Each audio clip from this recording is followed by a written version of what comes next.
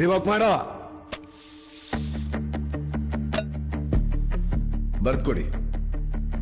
ನನ್ನೇ ಬರ್ಕೊಡು ಅಂತಿದ್ಯಾ ನೀನು? ನಾನು ನಿಮ್ಮವ್ರ ಮೇಲೆ ಅಫಿಷಿಯಲ್ ಆಗಿ ಆಕ್ಟ್ ಹಾಕ್ಸಿದ್ದೀನಿ. ನೀವು ಅಫಿಷಿಯಲ್ ಆಗಿ ಆರ್ಡರ್ ಕೊಡ್ಬೇಕು. ರಿಟರ್ನ್ ಅಲ್ಲಿ ಕೊಡಿ.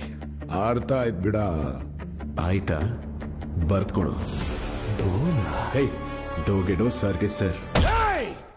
ನೀನ್ ಯಾವತ್ತ ಮಾತಾಡ್ತಾ ಇದ್ರೆ ಅಂತ ಗೊತ್ತಾ ನಿನಗೆ? ಫೈನಾನ್ಸ್ ಅಂಡ್ ಮೈನ್ಸ್ ಮಿನಿಸ್ಟರ್, ಮುಖ್ಯಮಂತ್ರಿ ಮನ, ಈ ರಾಜ್ಯದ ಮುಂದಿನ ಮುಖ್ಯಮಂತ್ರಿ ನೀನೇ. ಒಬ್ಬ ಕಲೆಕ್ಟರ್. After all ಕಲೆಕ್ಟರಾ?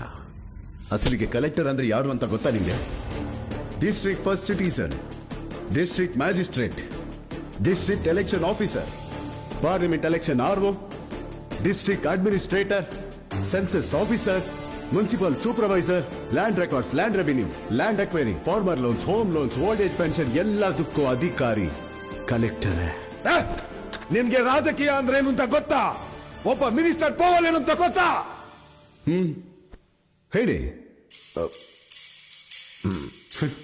ಅದನ್ನು ಕೂಡ ನಾವೇ ನಿಮಗೆ ಬರ್ಕೊಡ್ಬೇಕು.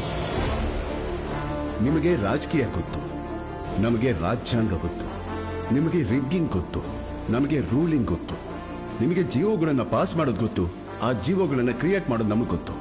ದುಡ್ಡಿಂದ ಎಲೆಕ್ಷನ್ ಗೆದ್ದು ನೀನ್ ಬಂದಿದ್ಯಾ. ಯಾವ ದುಡ್ಡು ಕೊಂಡ್ಕೊಳಕ್ಕಾಗ್ದಿರೋ ಎಜುಕೇಶನ್ ಇಂದ ನಾನು ಬಂದಿತ್ತು. ಕೆಳಗೆ ಸಹಿ ಮಾತ್ರ ನಿಮ್ದು, ಮೇಲೆ ಕಂಟೆಂಟ್ ಪೂರ್ತಿ ನಮ್ದು. ನಿನ್ನ ಪಕ್ಕದಲ್ಲಿ ಒಬ್ಬ IAS ಆಫೀಸರ್ ಇಲ್ದೆ ಹೋದ್ರೆ ನೀನು ಝೀರೋ. ನಿನ್ನ ಪಕ್ಕದಲ್ಲಿ ಇದ್ದು ನಿನಗೆ ವ್ಯಾಲ್ಯೂ ಕೊಡೋ ನಂಬರ್ 1 IAS. ನೀನು 5 ವರ್ಷ ಮಾತ್ರನೇ ಮಿನಿಸ್ಟರ್, ನಾನು ಸಾಯೋವರೆಗೂ IAS.